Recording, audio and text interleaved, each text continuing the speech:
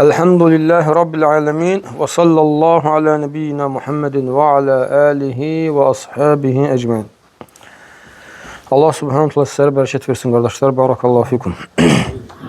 Bugün Allah subhanahu teala müvəffəqiyyəti ilə hamımızın tanıdığı Şeyh Abdurrazaqın, Allah onu qorusun, öz itaəti üzərində. Onun gözəl bir risaləsi var. İnsanın öz nəfsini təzkiyə etməsində, islah etməsində lazım olan 10 qayda. Yəni 10 dənə qayda zikr eləyir insanın nəfsini islah etməsi üçün. Yəni həmin o qaydalara inşallah əməl etsə, insan salih insanlardan olar, öz nəfsini islah etmiş insanlardan olar. Və Allah subhanahu müvəffəq etsin. İnşallah bu dərsdən başlayaq və qalanın da nə qədər qalarsa, gələn dərslərdə inşallah Allah subhanahu ta'ala müvəffəqiyyəti ilə götürər. Və şeyx gətirir Bismillahirrahmanirrahim. Və qısa olaraq bir müqəddimə zikr eləyir. Elhamdülillahi Rabbil alemin və salatu və selamu ala əşrefil ənbiya və xatamil mursalin. Nebiyyina və qudvatuna və qurrati a'yunina Muhammed ibn Abdillah el-Hadil Amin və ala alihi və sahbihi ecmain və mən səru ala hadiyihim ilə yevmiddin əmmə ba'd. Və sonra şeyx gətirir ki, həqiqətən insanın nəfsi, yəni insanın nəfsi çox əzəmətli bir şeydir. Yəni insanın öz nəfsi ilə məşğul olması, öz nəfsini islah etməsi, öz nəfsini təmizləməyə çalışması çox əzəmətli bir məsələdir, çox əzəmətli bir şeydir. Və Allah subhanahu wa ta'ala Şəms surəsində and içərək və burada nəfsə toxunur. Necə ki, ayədə keçir, yəni həmin surədə keçir, Şəms surəsində. وَالشَّمْسِ وَضُحَاهَا وَالْقَمَرِ إِذَا تَلَاهَا وَالنَّهَارِ إِذَا جَلَّاهَا وَاللَّيْلِ إِذَا يَغْشَاهَا وَالسَّمَاءِ وَمَا بَنَاهَا وَالْأَرْضِ وَمَا طَحَاهَا وَنَفْسٍ وَمَا سَوَّاهَا فَأَلْهَمَهَا فُجُورَهَا وَتَقْوَاهَا قَدْ أَفْلَحَ مَنْ زَكَّاهَا وَقَدْ خَابَ مَنْ دَسَّاهَا. Həmin ayəni Allah subhanahu teala burada dalbadal bir neçə şeyə and içir. Andlar içir və sonra nəfsi gətirir. Və Allah subhanahu teala buyurur ki, ayənin tərcüməsində: and olsun günəşə və onun saçdığı şəfəqə, and olsun onu təqib edən aya, and olsun günəşi parlaq edən gündüzə, and olsun günəşi örtüb bürüyən gecəyə, and olsun göyə və onu and olsun göyə və onu bina edənə, and olsun yerə və onu döşəyənə, and olsun nəfsə və onu ona gözəl biçim verənə, and olsun ona, yəni nəfsə günahlarını və Allahdan qorxmasını təlqin edənə. Kim nəfsini günahlardan təmizləyərsə nicat tapar. Nəfsini günahlardan təmizləyən nicat tapmışdır. Onu günahlarda batıran isə ziyana uğramışdır. Burada baxın, subhanallah, Allah subhanahu wa ta'ala surənin başlığından başlayaraq neçə dəfə and içir. Və sonra nəfsi gətirir ki, kim nəfsini islah edərsə, xeyir içərisində olar. Əfləh, bu fələhə dediyi, bugün keçən dərsdə qeyd etdik ki, fələh kəlməsi elə bir kəlmədir ki, ərəb dilində, yəni bu kəlmə kimi xeyirləri özündə cəm edən bir kəlmə yoxdur, alimlər buyurur. Fələh kəlməsi kimi bizim dilə qurtuluş mənasında tərcümə olur. Fələh kəlməsi kimi xeyirləri özündə cəm edən başqa bir kəlmə yoxdur, alimlər deyir. Və deyir, kim öz nəfsini islah edərsə, təmizləyərsə, fələhə çatar, qurtulaşa çatar. Və kim də onu günahlarla korlayarsa, o nə deyir, xüsrana uğrayar. Və şeyx burada deyir ki, yəni onu təzkiyə edən, təmizə çıxardan və deyir, təzkiyə deyir, əz-ziyadatu fil xayr. Yəni xeyrin artması deyir. Və bu ayədən də məqsəd deyir ki, kimi öz nəfsini təmizə çıxardarsa, necə? Yəni Allah subhanahu wa ta'alaya ibadət etməklə, Allah subhanahu wa ta'alaya itaət etməklə, Allah subhanahu wa ta'alanın əmirlərin yerini yetirib, qadağanlarından çəkinməklə kim öz nəfsin təmizə çıxardarsa, o nə etmiş olar? Qurtuluşa çatmış olar.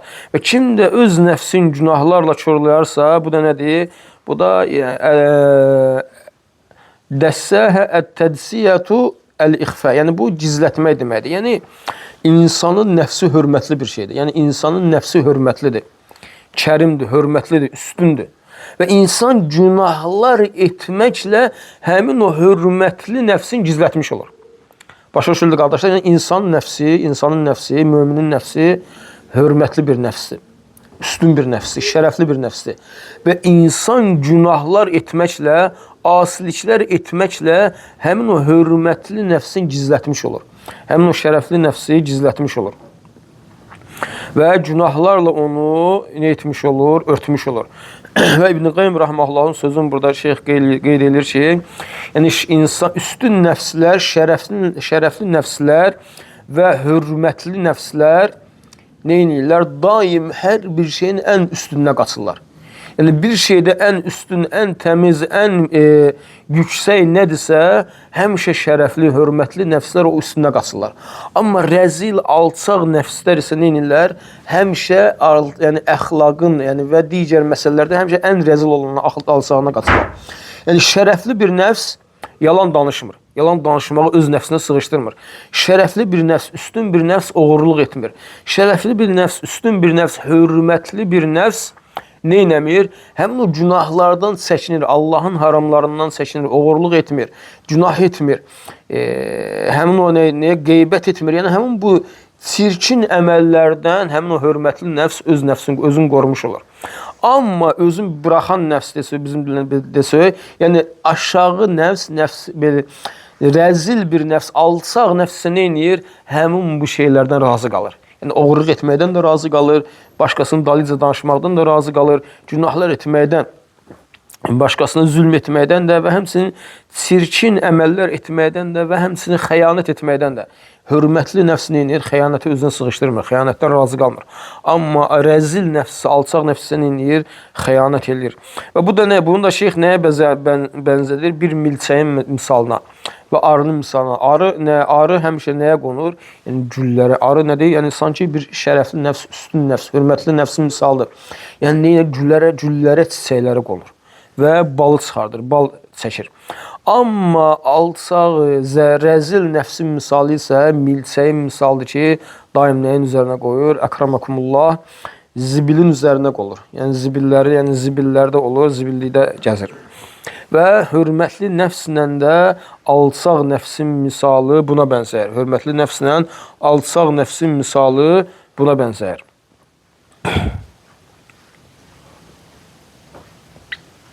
Və nəfsi təzkiyə etmək bu qədər önəmli olduğu üçün, hətta Allah Rasulunun sallallahu aleyhi ve sellem hədisində keçir ki, وَلِ نَفْسِكَ عَلَيْكَ حَقَّ Sənin nəfsinin sənin üzərində haqqı vardır.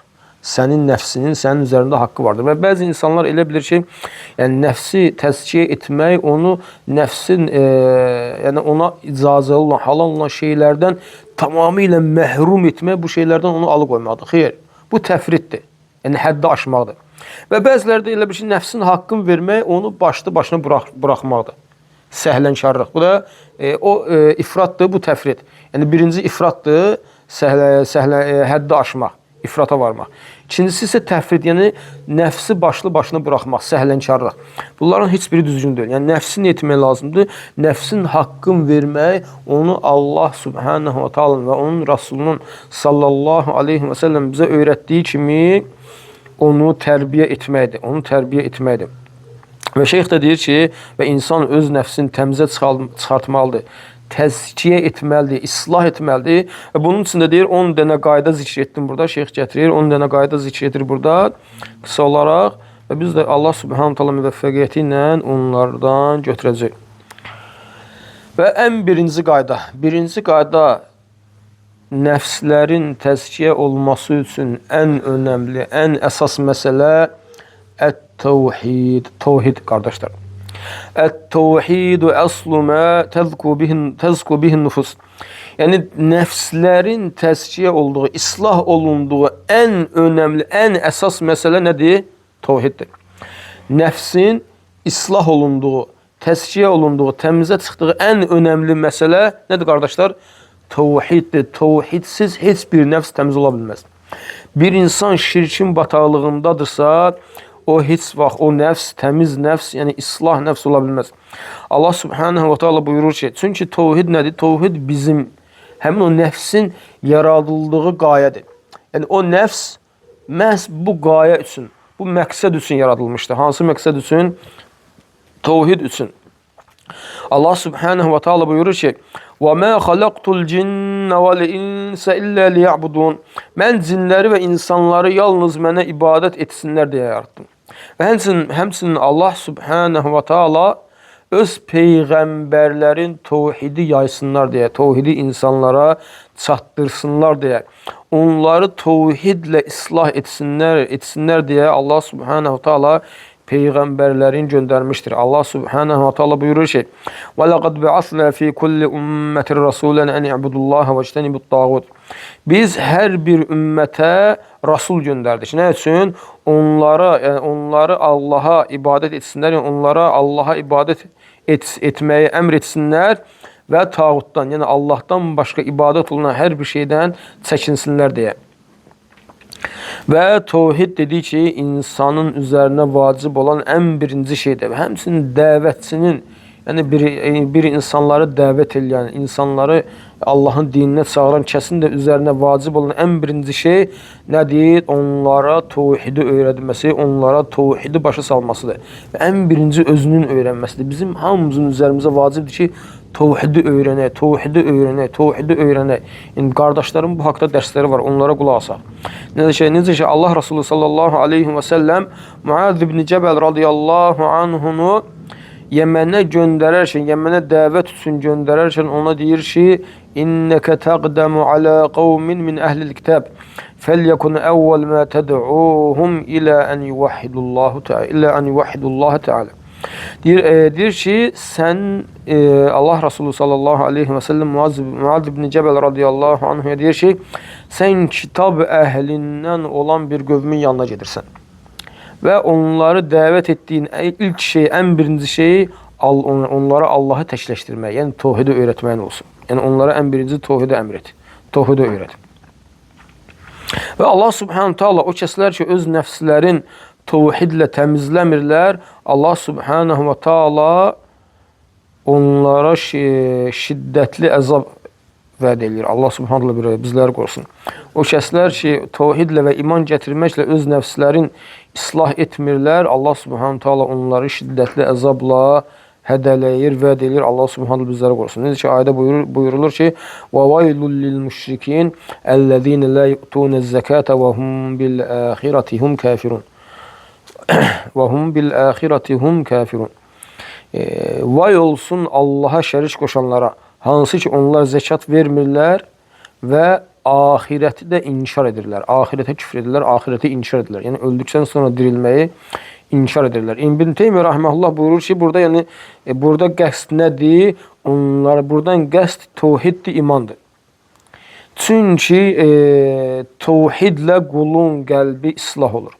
Təvhidlə qulun qəlbi islah olur və qulun qəlbinə təvhid girdiyi zaman orada Allahdan qeyri olan ilahları oradan çıxartmış olur. Yəni qulun qəlbi təvhidlə dolduğu zaman, qulun qəlbində təvhid olduğu zaman Allahdan qeyriləri oradan çıxmış olur. Allahdan qeyriləri oradan çıxmış olur. Və orada nə etmiş olur? Yalnız yəni Allah Subhanahu wa Taala'ya olan İxlas orada bərqərar olmuş olur ki, və bu da la ilahə illallahın həqiqətidir. Və bununla da, yəni bu da qəlblərin islah olunmasında, təzkiyə olunmasında əsasdır. Yəni təvhid. Və İbn Qayyim rahmehullah deyir ki, təfsirçilərin, yəni sələfdən və onlardan sonra gələn müfəssirlərdən, təfsirçilərin əksəriyyəti, yəni buradan qəsdin, bu ayədən qəsdin təvhid olduğunu deyirlər ki, hansı ki, yəni la ilahə illallah. Bununla nədir? Bununla qulun imanı və bununla qulun qəlbi islah olur. Yəni təvhidlə qulun qəlbi islah olur. Və bildiyimiz kimi təvhid qulun qəlbinin islah olunmasında əsas olduğu kimi qardaşlar, şirk də qulun qəlbinin fəsada uğramasında əsasdır. Yəni təvhid qulun qəlbinin islah olmasının əsası olduğu kimi, şirk də qulun qəlbinin fəsada uğramasının səbəbidir, əsasıdır. Şirk də qulun qəlbinin fəsada uğramasının əsasıdır ki, Allah Subhanahu bizləri qorusun. Və şirk də nədir? Şirk çox iyrənc, murdar bir əməldir ki, hansı ki Allah Subhanahu bunu bağışlamır. Şirk edəni Allah Subhanahu taala şirki bağışlamır. Necə ki Allah Subhanahu taala buyurur ki: "İnnallaha la yaghfiru en yushraka bihi ve yaghfiru ma dun zalika limen ve yaghfiru ma dun zalika limen yasha." Həqiqətən Allah ona şirk qoşulmasını bağışlamaz.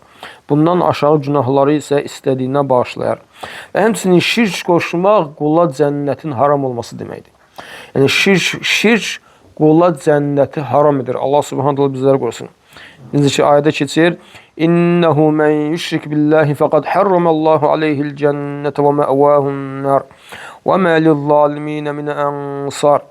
Yəni həqiqətən kim Allaha şərik qoşarsa, Allah ona cənnəti haram edər. Və onun gedəcəyi yer oddur və zalimlara kömək olunmaz. Allah Subhanahu taala qorusun. Və kim də təvhidi təhqiq edərsə, təvhidi gerçəkləşdirərsə, ona nə var? Ona bu dünyada və axirətdə həm əmin-amanlıq var, həm də hidayət var. Necə ki Allah Subhanahu va Taala buyurur: "Ellezine amanu ve lem yelbisu imanahum bi zulmin ulaika lahumul amn ve hum muhtadun." O kəslər ki iman edənlər və imanlarına zülm qoşmazlar, imanlarına zülm qatmazlar. O kəslərə əminamanlıq vardır. Onlar əminamanlıqda olacaqlar və o kəslər hidayət olunan kəslərdir. Və qul nə vaxt ixlaslı olarsa, nə qədər Allaha, yəni ixlaslı olarsa, qul nədir? Allah Subhanahu taala'nın qarşısında zəlilliyin bildirərsə və Allah Subhanahu taala yəni yönələrsə, yəni məhəbbətin, Allah Subhanahu taala'ya olan məhəbbəti nə qədər yüksək olarsa, qulun əməlləri də salih olar. Bununla da qulun nəfsi təmiz olar, yəni təmizlənmiş olar, islah olunmuş olar. Və nə zaman buna, yəni həmin qulun əməllərinə günahlar girərsə, bunu nə eləyər? Həmin qulun nəfsin körlamış olar, fəsada uğramış olar ki, Allah Subhanahu taala bizlər qorusun. Və dedik ki, birinci qayda qəlblərin təmizlənməsində əsas nədir? Təvhid. Ət-təvhid. Birinci təvhid və təvhidi öyrənmək lazımdır, qardaşlar. Təvhidi dönə-dönə öyrənmək lazımdır. Və ikinci qayda isə qulun qəlbinin islah olunmasında ikinci qayda dua etmək. Və şeyx gətirir ki, Əd-du'a miftahu zəkatin nüfus. Dua nəfsin islah olunmasının açarıdır. Dua etmək nəfsin islah olunmasının açarıdır. Allah Resulü sallallahu aleyhi ve sellem buyurur ki: "Leysə şey'un əkrəmə aləllahi teala minəd-du'a." Allah Resulü sallallahu aleyhi ve sellem hədislərə diqqət edin, qardaşlar. Yəni çox əzəmətli bir hədisdir. Allah Resulü sallallahu aleyhi ve sellem buyurur ki: "Allaha duadan daha sevinən, daha hörmətli bir şey yoxdur." Allaha duadan daha fəzilətli, duadan daha hörmətli bir şey yoxdur. Çünki nə üçün? Çünki dua Allah yanında olan ibadətlərin ən fəzilətlərindəndir. Dua nədir? Allah yanında olan ibadətlərin ən fəzilətlilərindəndir. Çünki duada nə var? Duada qulun öz acizliyini Allah Subhanahu taala'nın qarşısında izhar etməsi var. Qulun öz fəqirliyin, Allah Subhanahu ve Taala'ya möhtaclığın Allahın qarşısında izhar etməsi var. Və zəlilliyin, öz nəfsini Allahın qarşısında sındırması var. Yəni qul dua edərkən bilməli, yəni öz nəfsinin, yəni dua edərkən, yəni bunu özündə hiss etməli. Yəni Allaha möhtaclığın, Allaha ehtiyacı olduğun, Allahın qarşısında zəlilliyin və Allahın qarşısında sınmasının, qəlbinin sınmasını, yəni özünü Allah qarşısında sındırmalıdır. Və qüvvətin, gücün və qüvvətin hamısının Allah Subhanahu ve Taala'ya olduğunu etiraf etməsi var. Yəni qul, yəni aciz qalır, bir dua etdiyi, yəni bir məsələdə aciz qalır və yönəlir Allah Subhanahu ve Taala'ya dua etməyə. Və orada bilir ki, yəni bütün həmin o məsələləri aradan qaldırmağa gücü, qüvvəti olan Allah Subhanahu ve Taala'dır. Özü həmin o çətinliyi qaldırmaqda acizdir. Kimliyinə asılı olmayaraq. İstər həmin kəs varlı olsun, istər vəzifəli olsun, istər kasıb olsun, istər yoxsul olsun və yaxud da fəhlə olsun. Hər bir kəs hallarında nədir? Allah Subhanahu taala hər bir halında Allah Subhanahu taala nə olur? Möhtazdır, ehtiyaclıdır. Və yəni İbn Teymiyyə rahmehullah, Şeyxülislam İbn Teymiyyə rahmehullah Əbul Qasim Əl-Məğribiyə tövsiyəsində, nəsihətində deyir ki, "Əd-du'a miftahu kulli xeyr, miftahu kulli xeyr." Dua bütün xeyirlərin açarıdır. Dua nədir qardaşlar? Bütün xeyirlərin açarıdır. Yəni dua çox əzəmətli bir şeydir qardaşlar. Dua çox əzəmətli bir şeydir. Və bütün şeyx buyurur ki, bütün dünya və axirət xeyirləri ki var, onu öz nəfsin üçün istəyirsən, nədir? Onların hamısını nədir? Allahdan istəyirsən. Və bunu da necə? Yəni Allaha Subhanahu va Taala'ya dua etməklə, yönəlməklə. Və Allah Subhanahu va Taala vəd vermişdir. Dua edənin duasına cavab verməyə Allah Subhanahu va Taala vəd vermişdir. Allah Subhanahu taala buyurur ki: "Və qala rabbukum ud'uni astecib lakum." Rəbbiniz dedi, mənə dua edin, mən də sizə cavab verim. Və Əmirül Müminin Ömər ibn Xattab radiyallahu anhu, möminlərin əmiri Ömər ibn Xattab radiyallahu anhu deyir ki: "İnni la ahmilu hammel icabə, velakin hammel du'a. Feiza ulhimtud du'a fe innel icabete ma'hu." Möminlərin əmri Ömər ibn Xattab radiyallahu anhu deyir ki, mən duama cavab verilməyin dərdini çəkmirəm. Yəni mən duama cavab verilməyin qayğısını, onun dərdini çəkmirəm də, o mənim ona önəm vermirəm. Lakin mən deyir dua etməyin dərdini çəkirəm. Duaya cavab verilməyin yox, dua etməyin dərdini çəkirəm. Əgər mən dua olunmağa müvəffəq oldumsa, ona cavab verməkdə dua ilə yanaşıdır. Yəni əsas nədir? Əsas dua etməkdir. Əgər dua etdinsə, deməli cavab da nədir? Onunla yanaşıdır. Ömər ibn Xattab radiyallahu anh deyir ki, mən dua etməyin dərdini çəkirəm. Duaya cavab verilməyin dərdini çəkmirəm. Lakin dua etməyin dərdini çəkirəm. Yəni ki, dua etməyə ehtimam göstərirəm, diqqət yetirirəm. Çünki dua etməyə ilham olundumsa, dua etməyə müvəffəq oldumsa, zaten duaya cavab vermək də nədir? Dua ilə yanaşıdır.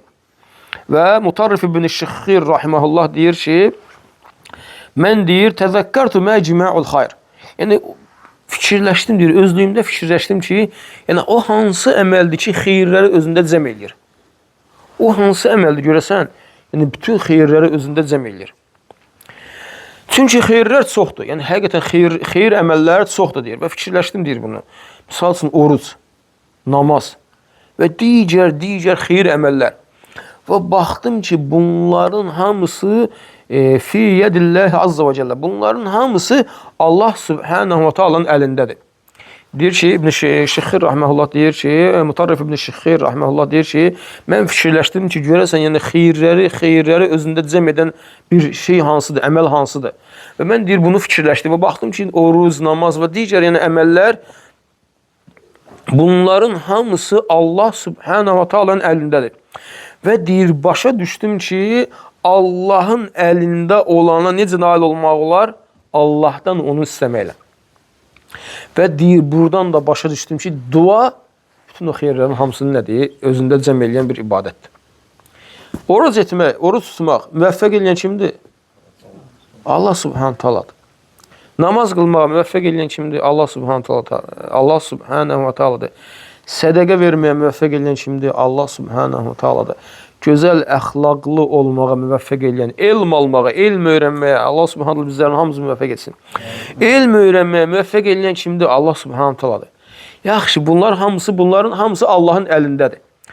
Və deyir ki, mən də fikirləşdim ki, Subhanallah, Allahın əlində olanı Allahdan istəməklə nail olmaq olar. Və bu da deyir nədir? Bildim ki, bütün xeyirləri özündə cəm eləyən əməl hansıdır? Duadır. Duadır. Bunun üçün də deyir, fəidə cima'ul xayri əd-dua. Bunun üçün də deyir, xeyirləri cəm edən o nədir? Xeyirləri cəm edən duadır. Xeyirləri cəm edən duadır. Və bunun üçün yəni və biz də deyir, hansı mövzumuz nədir burada? Nəfsi islah etmək. Nəfsin islahı kimin əlindədir? Allah Subhanahu Taala. Nəfsin islahı Allah Subhanahu va Taala'nın əlindədir. Və Allah Resulü sallallahu aleyhi və səlləm gör kim Peyğəmbərimiz Muhammed sallallahu aleyhi və səlləmdən nəfsin islahı haqqında çoxlu hədislər gəlmişdir, dualar gəlmişdir. Yəni Allah Resulü sallallahu aleyhi və səlləm nə edir?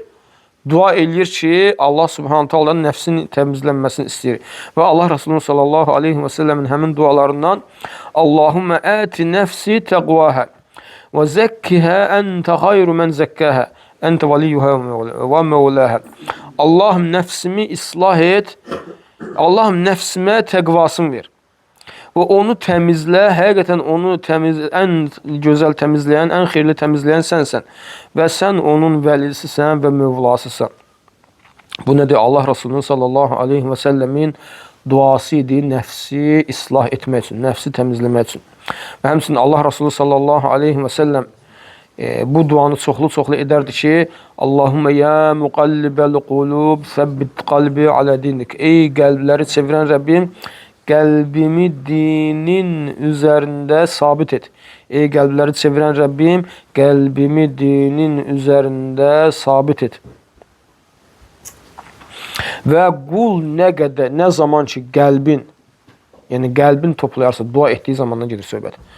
Dua etdiyi vaxt qəlbin toplayarsa, yəni fikri dağınıq olmazsa, qəlbin toplayarsa və yəni Allah subhanahu wa ta'ala gözəl şəkildə yönələrsə və Allahdan ümidi çoxalarsa, yəni duasının qəbul olunmasına nə eləyər? Yəni yəqinliklə inanarsa və həmçinin duasında tələskənlik etməzsə, yəni dua etdim, duam qəbul olmadı, bu cür etməzsə və həmçinin o fəzilətli vaxtlar ki var, duanın qəbul olması üçün olan vaxtlar ki var, hansı ki həmin vaxtlarda duanın qəbul olunması dahadır, daha nədir?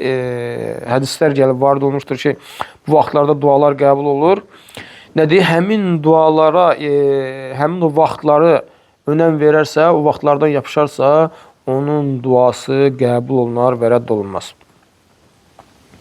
Və deyir, yəni qulun öz nəfsini təmizləməsi üçün ən böyük məsələ bilməsi ki, onun nəfsinin təmizlənməsi Allah subhanahu wa ta'alanın əlindədir.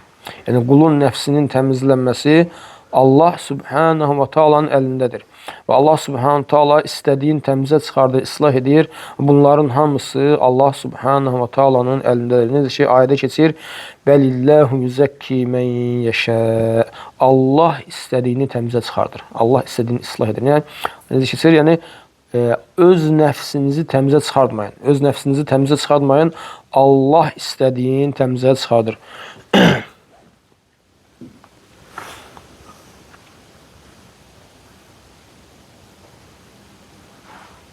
Və həmçinin orada keçir ki, ayədə keçir ki, وَلَوْلَا فَضْلُ اللّٰهِ عَلَيْكُمْ وَرَحْمَتُهُ مَا زَكَى مِنْكُمْ مِنْ أَحَدٍ أَبَدًا وَلَكِنَّ اللّٰهِ يُزَكِّي مَنْ يَشَاءُ. Əgər Allahın sizin üzərinizə fəziləti olmasaydı və rəhməti olmasaydı, sizlərdən heç kim təmizə çıxmazdı, təzkiyə olmazdı. Lakin Allah istədiyini təzkiyə edir. Və İbn Abbas radiyallahu anh bu ayəni şərh edərək deyir ki, yəni sizlərdən heç kəs hidayət olunmaz. Yəni o gözəl əxlaqlar ki var, gözəl əməllər ki var, istər iman olsun, istər digər bütün əməllər ki var, yəni gözəl, yəni əxlaqi keyfiyyətlər var.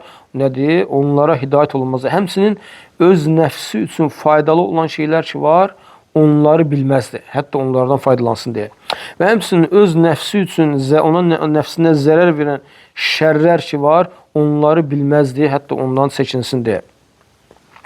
Və Bəra radiyallahu anhu deyir ki, Allah Resulü sallallahu aleyhi və səlləm xəndək günü belə bir dua edərdi ki, xəndək günü, xəndəyə qazarkən Vallahi ləulallahu məhdədinə və lə təsaddaqnə və lə sallinə. Əgər Allah olmasaydı, vallahi deyir, Allah olmasaydı biz nə hidayət olunardıq, nə sədəqə verərdik, nə də namaz qılardıq. Və Allah Resulü sallallahu aleyhi və səlləm bunu hər xütbədə, hər cümə xütbəsində bunu təkrar xatırlamaqla öz sahabələrinin qəlbinə otuzdururdu. Öz sahabələrinin qəlbində sanki bir toxum kimi əkirdi ki, hansı ki biz də bunu hər xütbədə eşidirik. Mən yehdillahu fələ mudillələ və mən yudlil fələ hədiyələ. Allah kimi hidayət edərsə, onu azdıran olmaz. Allah kimi azdırarsa, onu da hidayət edən olmaz. Biz buradan da bilmiş oluruq ki, nədir? Qulun qəlbinin islah olunmasının açarı nədir? Allah subhanahu wa ta'alaya dua etməsi. Götürək yenə, yoxsa qardaşlar bəs eləyir anlasın? Hə? Bəs eləyir inşallah.